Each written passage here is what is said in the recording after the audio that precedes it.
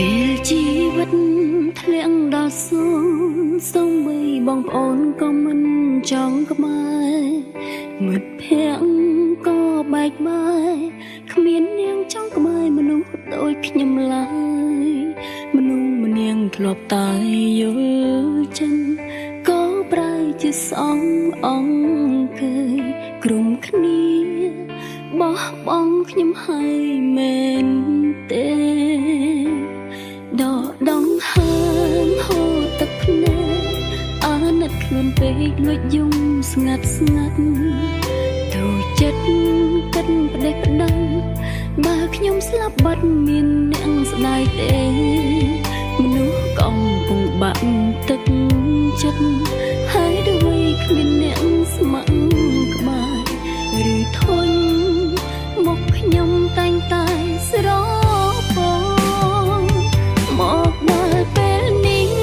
តើខ្ញុំយកត្រូវចេះខ្វល់ចេះមើលថែខ្លួន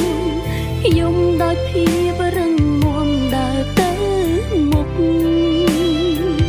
អាយុប៉ុណ្ណឹងតើ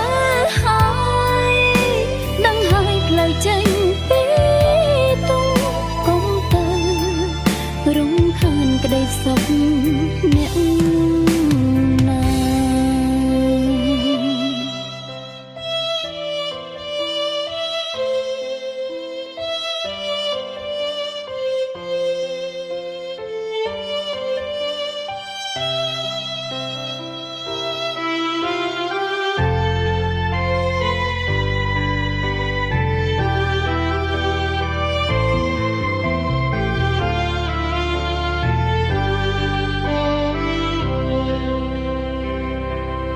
ដកដងហើ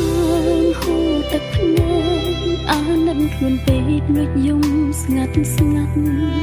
ទូចិត្តគិតផ្ដេសផ្ដាំបើខ្ញុំស្លាប់បាត់មានអ្នកស្ដាយទេមនុស្សកំពុងបាក់ទឹកចិត្តហើយដូចគ្មានអ្នកស្ម័គ្រក្បែរឬធន់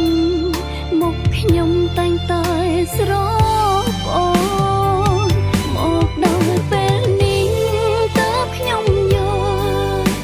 ចេះខ្វល់ចេះមើលថែខ្លួន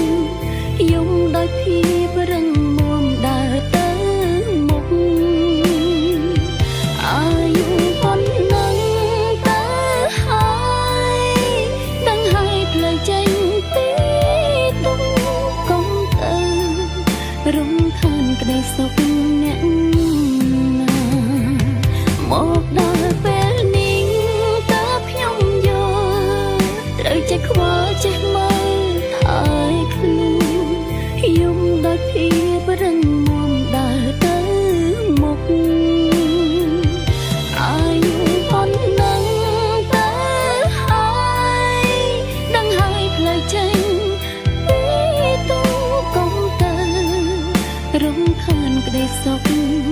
អ្នក